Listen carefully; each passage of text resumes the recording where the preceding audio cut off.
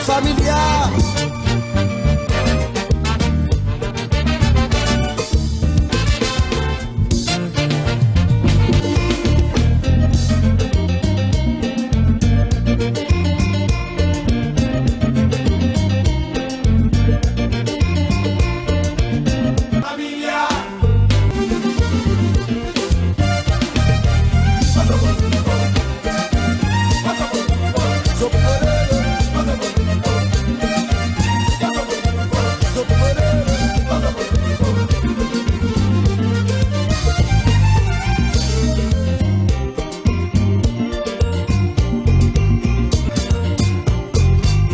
Put your hands up, put your hands up.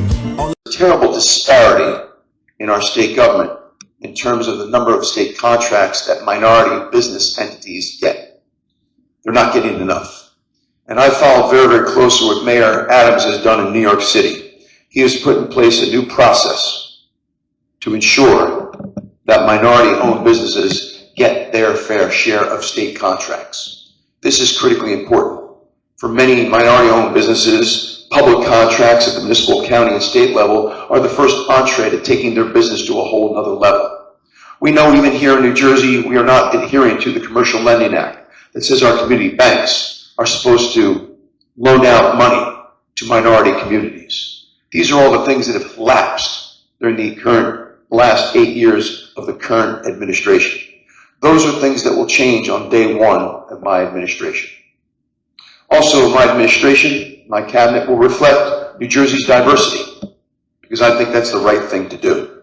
As governor, I will visit at least 2 houses of worship every month, and through the power of social media, show where it is that I'm sharing worship with all the various faiths of our state. It's another way to bring us together.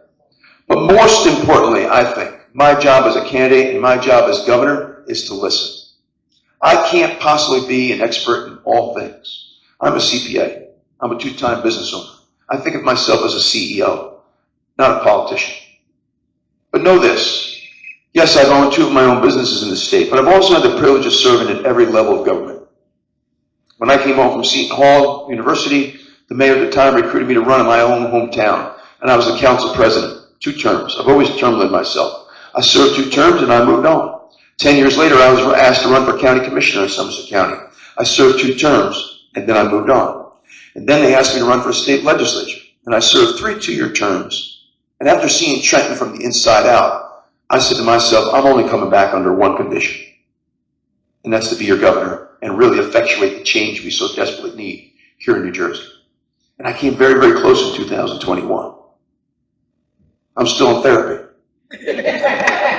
And having raised 4 children, what I've kind of learned is at times the world is shades of gray. Rarely is it black and white. It's shades of gray. And we have to adapt to get things done. But I'm proud of the fact that I won those 7 races in districts in the county and town where Democrats outnumber Republicans. Going out and talk about the issues and what my ideas are to solve those problems. And those 7 victories always, time and time again, restored my faith in people. That at the end of the day, when people go into that voting booth, they close the curtain behind them and they vote for the person, not the party. They vote their conscience. And that shows the goodness of people.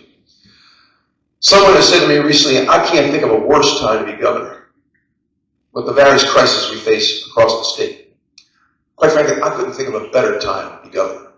The crisis provides an opportunity for us to hit the reset button. And I'm looking to do that on behalf of all 9.3 million New Jerseyans. A couple things I want you to know about me, and then Pastor, if it's okay, we can open up the floor. They hit age 70. Property tax is frozen for life once you hit age 70. Number 2, make all retirement in Pennsylvania, all retirement income is tax-free, not in New Jersey. This would be something else to give our seniors some degree of certainty. They can afford their expenses as they move through the latter stages of their life. We also hear that this is most acute for our young people. And so 2 other things in my platform is your first 2 years out of high school or your first 2 years out of college will be tax-free. No income tax on your first 2 years. There's a lot of people get a start. And the next thing that I have in my platform is for first-time home buyers. And I hope that we'll get to the issue of housing because it's a critically important issue. but the first 5 years of home ownership for first-time home buyers. Your property taxes will be capped at 1% of the assessed value of the home. Let me give you an example to make my point. My daughter recently got married, she's 30, and her husband just bought their first home. And it's $600,000 with some help from Dad. I understand. 5 years instead of the $17,000 they have to pay to help them get going. Help them get going. Right? These are some of the things. We also need more affordable housing, or what's sometimes referred to as workforce housing. And I see that particularly in our urban centers. And so as governor, I'm going to do everything in my power to work in partnership with developers, faith-based organizations, to provide more affordable housing. But I want to be clear about something. All the affordable housing that's been built in the last 5 to 8 years, everyone's renting. In this country, we build equity through home ownership. We build wealth through business ownership. And so I don't want to see affordable housing strictly be rental agreements. I'd rather see them be ownership outright or lease to own. Lease to own so people can own their unit and start to build that equity. But I will say, we're going to have a very candid discussion. What concerns me very greatly, particularly in the black community. If this is a country in which you build equity through home ownership and wealth through business ownership, I'm seeing other first-generation Americans, whether it's in the Latino community or the Asian community, pass the black community by when it comes to home ownership and business ownership. And we have to fix that. And I'm convinced in working in partnership that we can fix that. We could put programs in place, the first of which is fairly easy, the Commercial Lending Act. Banks are not fulfilling their obligation to make loans in our minority communities. And I promise you, under my administration, my Commissioner of Banking and Insurance will ensure that banks are adhering to the Commercial Lending Act.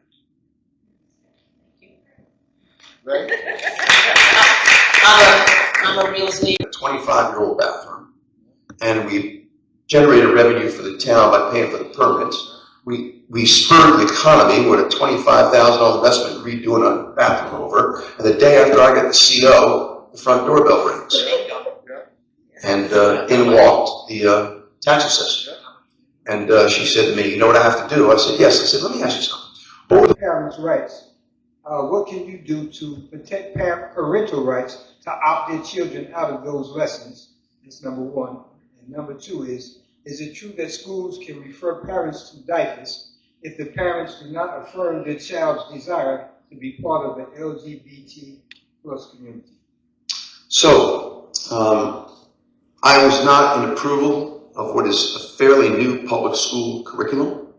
I believe that we're teaching sex education at too young of age. I want to be clear. It's not that I'm opposed to sex education, but I think it's starting at too early an age. Okay, we need an age-appropriate curriculum. And I've never been in favor of the LGBTQ curriculum in our public schools. I think that there are things being taught in our public schools that belong at home, at the kitchen table, between parent and child. When the parent decides it's time, because each child progresses at a different rate. And so what I can do on day one is replace everyone on the State Board of Education, and you'll get a new public school curriculum on day one that emphasizes critical life skills, vocational training, with an age-appropriate curriculum that respects parental rights. I don't feel, based on what you pay in taxes, there's little enough school time today that you should have to worry about opting your kids out of classes. That's lost school time. Now, I was raised at a time when my parents didn't have to worry about me walking to school, and they didn't have to worry about what I was learning at school. And we need to get back to that day. So my Attorney General, on day one, specific to this, will also get rid of Policy 5756. For those of you that are not familiar with Policy 5756, this was not codified by the legislature. This is an executive order put in place by the Governor and Attorney General.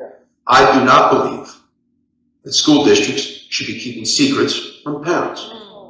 In my mind, this is immoral, it's indecent, it's wrong, and it's dangerous. Our children are best served when school districts and parents work in partnership, not in secret. Absolutely. So those are changes that we can make on day one. Mental health and addiction are nonpartisan crises.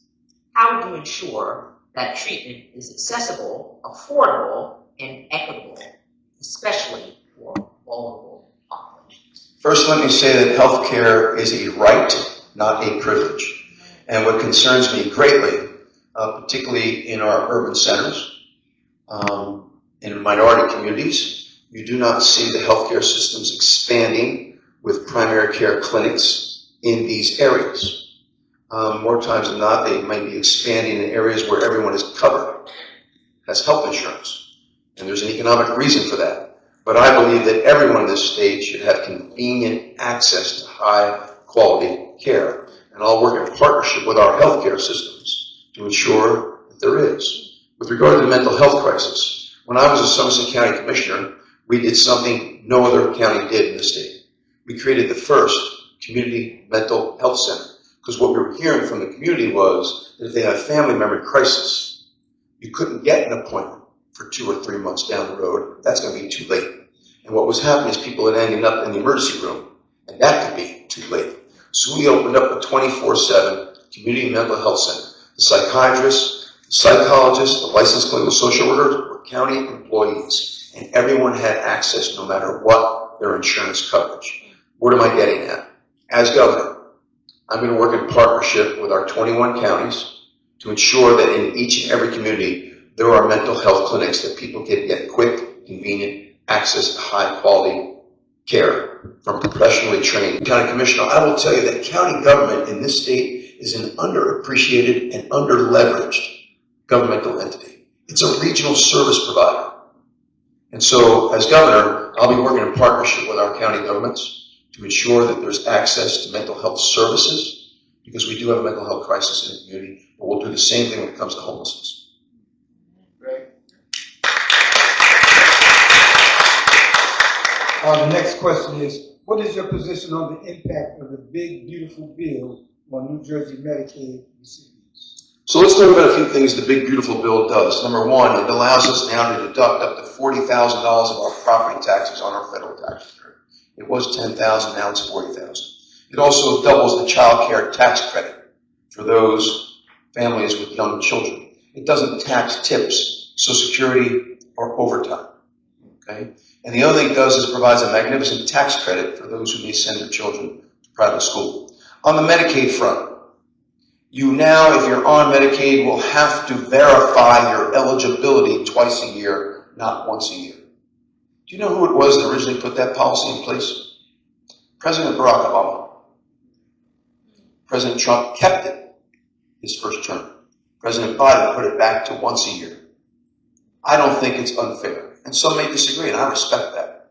I don't think it's unfair for you to have to verify your eligibility for Medicaid twice a year. The other thing that this bill does is says if you're on Medicaid and you're able-bodied and your children are 15 or older, in order to continue to qualify for Medicaid, you have to provide 20 hours a week of either work, volunteerism, or education. We may disagree, but I believe that's fair. And what some are doing, who may be running for governor, is trying to scare people that they're going to lose their Medicaid. They're not going to lose your Medicaid. But I do believe that those two reforms are fair. I do believe those two reforms are fair. Not because every person that's on Medicaid is gaming the system, but there is fraud in the system. And all of us should be concerned about any type of fraud. Okay.